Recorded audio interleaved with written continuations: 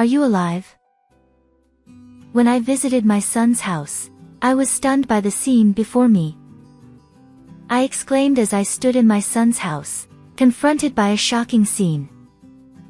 There, in the living room, was my missing 5-year-old grandchild, chained and emaciated. Empty bread bags and discarded plastic bottles littered the room. In my haste, I rushed to give him water, but he urgently protested, "Give it to my sister first." "Your sister? Who is she?" I asked, bewildered. Then, from a corner of the room, I heard the feeble cries of an infant. The shocking truth soon became clear. I resolved to thoroughly punish the person responsible for putting my grandchild through such an ordeal. "Do you want to lend me money again?" I let out an exasperated voice toward my son on the phone.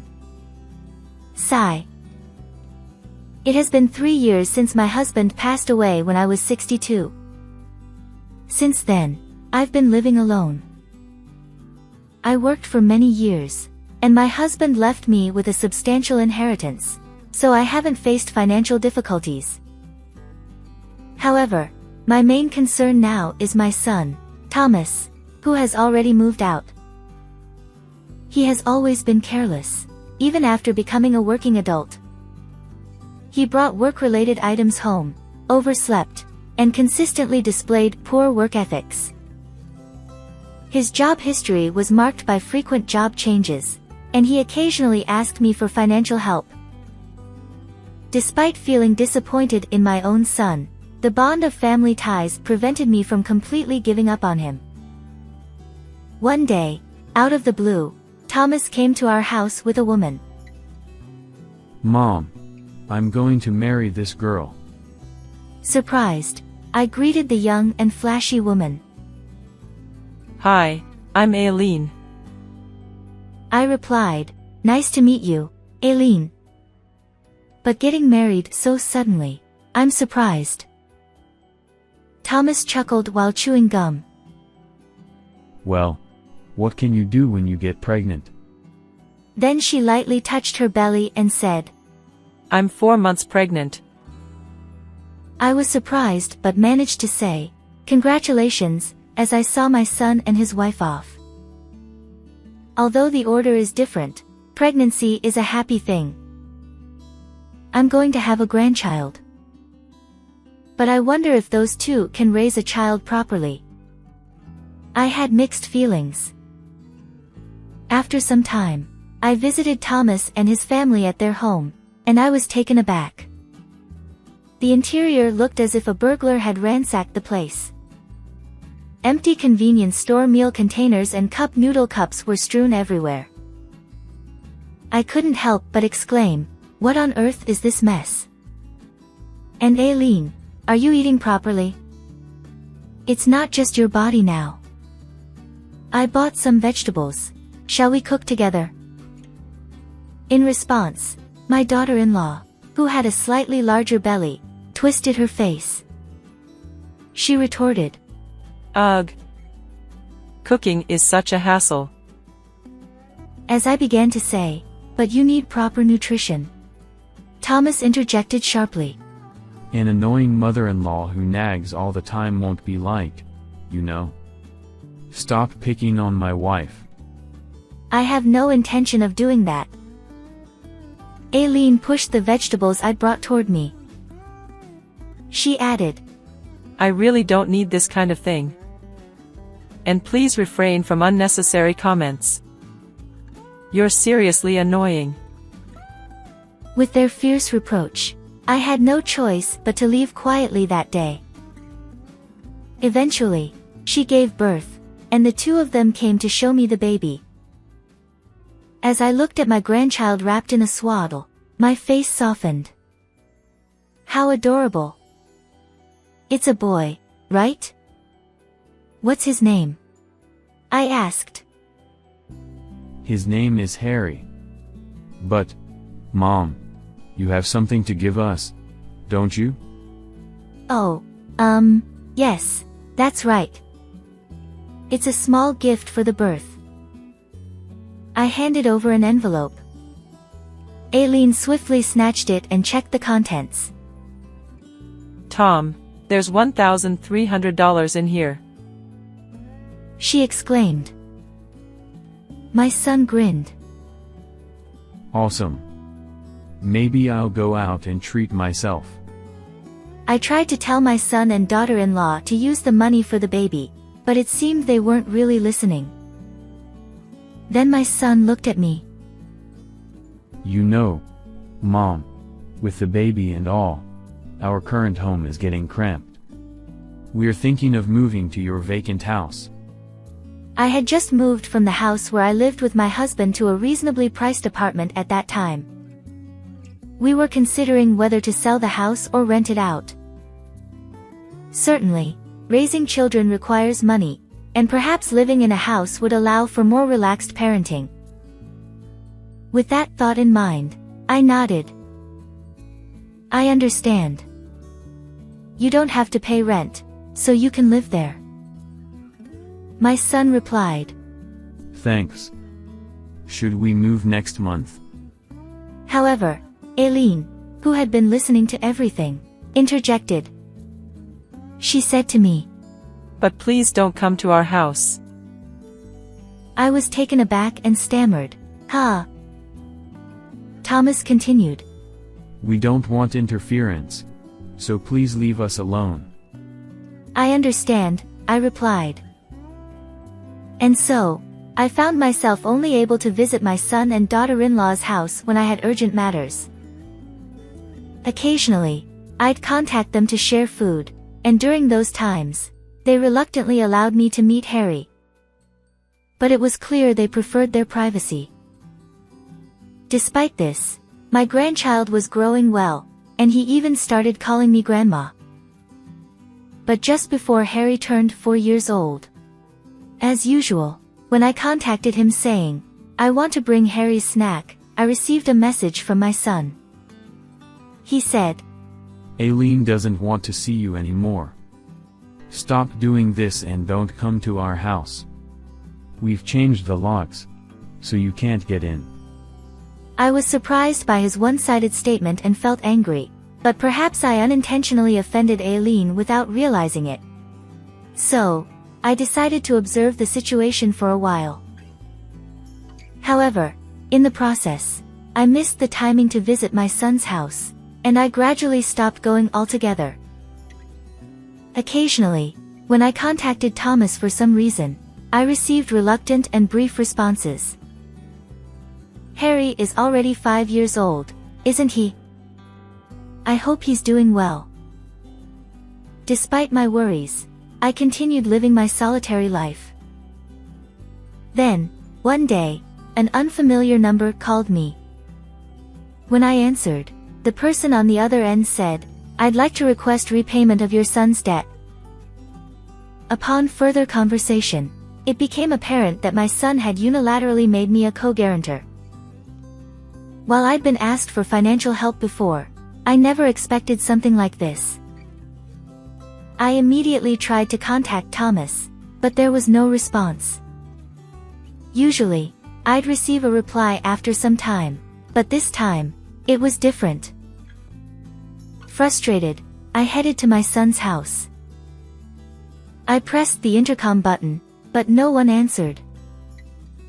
No matter how many times I called, the line remained silent. Even when I changed the time of my visits, the situation remained unchanged. After several days of this, I began to worry. Could they have gone missing? Where are they? I searched for any clues. When I went to Thomas's workplace, they told me he had quit. The neighbors were equally clueless about their whereabouts. A whole week had passed since my initial visit. Considering reporting to the police, I decided to give their house one more try before taking that step. I pressed the intercom, but still received no response. The front door remained locked, preventing me from turning it. With a sigh, I was about to leave when suddenly, from inside the house, I heard a faint thud, as if something had shifted. I called out desperately, "Is anyone inside? Show your face, please." But there was no response. However, the sound from inside intrigued me, and I pondered how I could somehow get into the house. That's when I noticed something I hadn't seen during my previous visit. The lock on the garden side casement window was open. With trepidation, I entered and was met with a scene that made me scream in horror. In that situation, 5-year-old grandson Harry was crouched and chained. "Are you alive?" I exclaimed, rushing to his side. The room reeked of decay, and around Harry lay empty bread bags and scattered plastic bottles. He whispered, "Grandma? Did you come to rescue me?" "What on earth is happening here? And first, let's get you some water." I hurriedly fetched water, attempting to pass it to Harry, still bound by the chain. But then he cried out, "Give it to my sister first." "Your sister? Who's your sister?" In the next moment, I heard a feeble cry from the corner of the room, and as I turned my gaze in that direction, I accidentally dropped the cup I was holding. To my astonishment, there lay an about 3-month-old baby. The shock of discovering this infant's existence overwhelmed me more than the distressing sight of my grandson, Harry. Both Harry and the baby appeared weakened. Desperate to help, I unfastened Harry's chain, placed him and the baby in the car, and rushed to the hospital. The examination results indicate that both individuals are suffering from malnutrition. When the doctor asked, "May I inquire about the circumstances?" I was unable to respond because I hadn't been involved with my son and daughter-in-law for some time.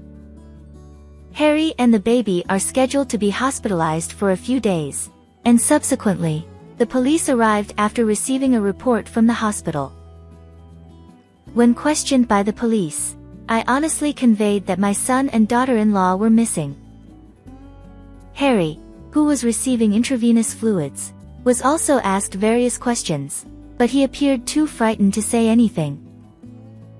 After the police left, I approached my visibly calmer grandchild and asked, "Where are Mom and Dad?" They said they were going abroad. They packed their big bags and left. What? Harry began to speak in fragments about the situation. Mimi, my granddaughter, was born about 4 months ago. Harry was taught how to prepare milk and change diapers, and he took care of her. Then, an unsettling revelation followed. Harry was told, "We'll keep you tethered to the care of your sister, so you won't escape," before leaving on a trip. Even if the doorbell rings, I was told not to answer. As I stood there, frozen and covering my mouth, my grandchild burst into tears. Mimi had learned to roll over, and during one of Harry's naps, she managed to venture out of his reach. My trembling grandchild confessed, "I didn't know what to do, and I was so scared." I held him tightly as tears streamed down his face. Once I confirmed that Harry was asleep, I returned to the house where my son's family lived, intending to retrieve their belongings. At that moment, I still harbored a desire to believe in Thomas and his wife. Did they really go abroad, leaving the children behind? It couldn't be true. Surely, Harry had misunderstood something. As I packed the grandchildren's change of clothes into a bag and prepared to leave, my eyes were drawn to a travel brochure placed on the table. The cover bore the words, "Elegant 2-week overseas cruise," and, trembling, I picked it up. From within its pages slipped a single sheet of paper, meticulously detailing the travel plans for just the two of us. The "Congratulations on surviving childbirth trip." Incredibly, there were words saying, "The funding source borrowed money with an old hag as a co-guarantor." The moment I realized they had gone on a trip, I was furious. To subject my grandchildren to such hardship and casually go on a vacation, it's inhuman. Whether it's my son or not, I will never forgive them. And so, I resolved to punish them thoroughly. Examined their travel plans. It became clear that their return was scheduled for 3 days later. Without hesitation, I left home and took care of something. 3 days later, as I observed from the shadows near their house, Thomas and Aileen returned, looking jubilant as they pulled large suitcases. Man, that was seriously fun. The food was delicious too. Absolutely. It was amazing. Tom, thank you for taking me. Ugh. I don't want to go back yet. Let's go again soon. As they chatted, turning the corner at the street where our house stood, they froze in shock. Hey, what's going on here? What happened? In front of the house, all their belongings had been moved out and stacked up. So, that's something I mentioned was precisely this. In a state of panic and disbelief, I appeared before the two of them. Did you enjoy your trip? I asked, and Thomas looked startled when he saw me. What the heck is going on, old hag?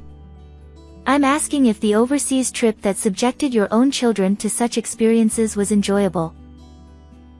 In response to my angry voice, my son and daughter-in-law momentarily flinched, but then immediately counterattacked one. Didn't we tell you not to come near our house? Did you just barge in? I sighed. If I hadn't been involuntarily made a co-guarantor, I wouldn't have gone. And when I saw that window open, I couldn't resist. Besides, this house is in my name. Is there a problem?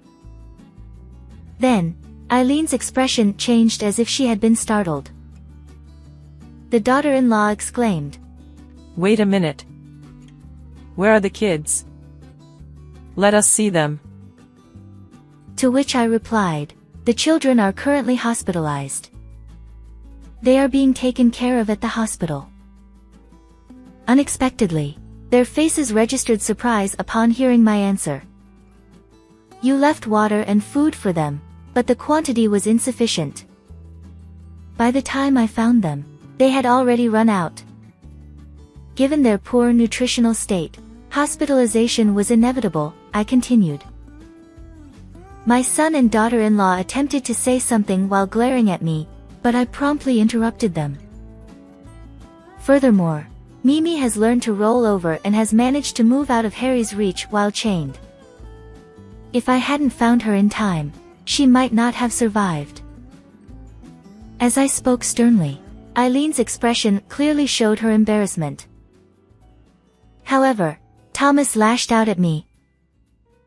In the end, they're alive. So it's fine. But right now, it's about the house. Why are the belongings outside? Then, I declared, I have no intention of letting you, who have committed such despicable acts, live here. I've decided to put this house up for sale, so please leave. Upon hearing this, my son and daughter-in-law were shocked and began berating me. Don't be ridiculous, old hag. Such tyranny won't be tolerated. Exactly. Enough already. Return the house and the kids. At that moment, I looked directly at my son and said, Thomas, it seems I've made mistakes in raising you. You can't hold down a job, you've burdened your parent as lone guarantor, and now this. It's truly pathetic. I no longer see you as my son. Thomas, who had fallen silent, glanced sideways. This time, I turned toward his wife. Aileen, do you realize how vulnerable those children were? Having 5-year-old Harry to take care of your baby, what are you thinking? After subjecting those kids to such trauma, you have no right to call yourselves parents. the couple was rendered speechless by the scathing words. However, my son erupted in blind fury. I don't care. Let us in. This is my home. Well, even if there is a home, you won't be able to return for a while, I replied coolly. Just then, in unison, the son and daughter-in-law exclaimed, "What?" At that very moment, the distant wail of a police siren drew closer. Did you report us? If so, they've already done it when your kids were taken to the hospital. The police instructed me to notify them when you returned, so I took care of it earlier, I said matter-of-factly. Without changing my expression, I watched as my daughter-in-law's face turned pale, and she began to tremble. Tom, what should we do? Are we going to get arrested? I can't bear the thought of dealing with the police. At that moment, Thomas, tearfully, clung to me. Mom, please. Smooth things over for us. Convince them we're innocent. I promise we'll do better from now on. Please. Aileen, her face streaked with tears and mucus, chimed in. Please, I beg you. And so, I made my decision, resolute and unwavering. I won't forgive you. Today, I sever all family ties. What you've done to your children is an undeniable crime. Reflect on it and make amends. The son and daughter-in-law slumped in their seats, muttering, "But..." Just then, a police car arrived, and I watched with a cold detachment as they were led away. Afterward, Thomas and Aileen were interrogated by the police and found guilty. They were detained for a long time, and although they were eventually released, they had no home to return to. I took legal action and obtained custody of my 2 grandchildren. Despite opposition from my son and daughter-in-law, their behavior was called into question, and ultimately, I prevailed. Currently, they have moved far away and are living in a precarious, run-down apartment. Given the news coverage of this incident, it's unlikely they'll find stable employment in the future. Nevertheless, I harbor no sympathy for them. On the other hand, I am wholeheartedly raising my 2 grandchildren. Harry helps with household chores, and Mimi has started talking and is in her adorable phase. It's a busy life, but thanks to my grandchildren, every day feels fulfilling. I'll continue to take care of my health and do my best for these precious grandchildren. How did you find this story? If you enjoyed it, consider subscribing to our channel. Until next time in our next video.